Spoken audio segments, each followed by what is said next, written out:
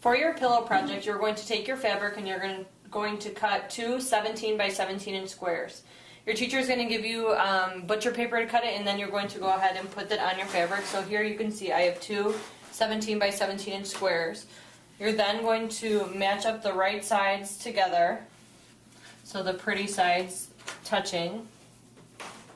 So we have our two good sides touching and then our dull sides on the outside. Then you are going to take a writing utensil and you're going to mark two lines, and these lines are where you're going to leave open to turn your pillow right side out. So after you mark your lines, you're going to go ahead and pin all the way around the entire pillow, so then you are ready to sew. Okay, I pinned my entire pillow, so now I'm going to start at the second mark because this is the spot that I'm going to leave open so I can turn it inside out and put my filling in. So I'm going to line up the needle right at that first one, start with the needle down, and then again when I get to the corner I'm going to pivot. So I'm going to go kind of slow, reverse, make sure that the needle's down, pivot, needle's down again, and then we're going to sew a straight line.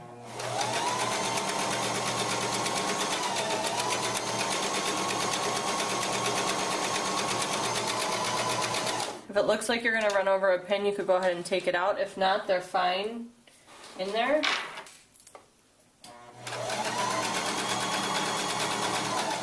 I'm getting close to the corner, so I'm going to go ahead and do it by hand. Leave the needle in, lift up the presser foot, and then go again.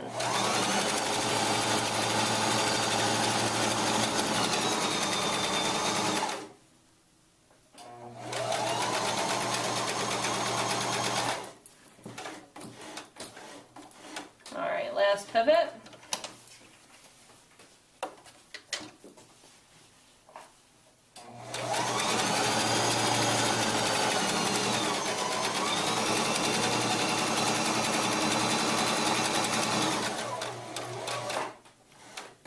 Just kidding, one more pivot.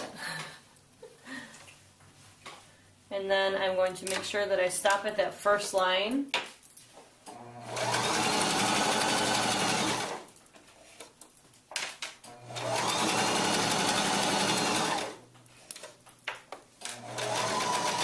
And then I'm going to back stitch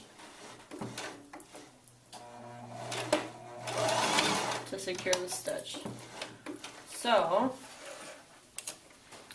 you should have, your entire pillow should have a seam all the way around, and there should be one opening.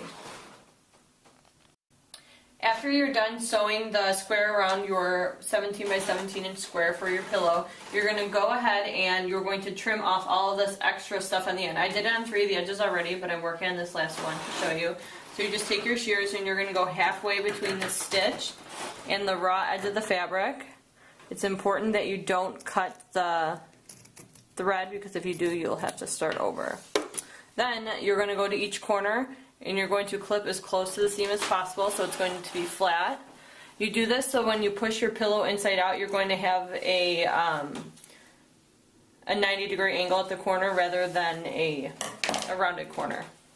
Then you're going to go to your opening, which everybody should have. It's 3 to 4 inches, and then you're going to very gently turn it inside out. A lot of students find it helpful to use a pencil or a marker to push the corners out, which that's part of your grade, is making sure that your corners are pushed out. So I would make sure that you find a way to get that done, and we will show you what it's like when we are done. As you can see, I turned it inside out and I used a pen to get all of my corners nice and point it out. If you don't trim it on the inside, you'll see that it gets like bulky because there's fabric built up in there. Then with your opening, you should still have an opening where you turn it inside out. That's where you're going to put your microfill fiber that you bought from the store, and then you're going to fill it to however firm you want it to be, and then you're going to take a needle and sew an invisible stitch, and then you are done with your pillow.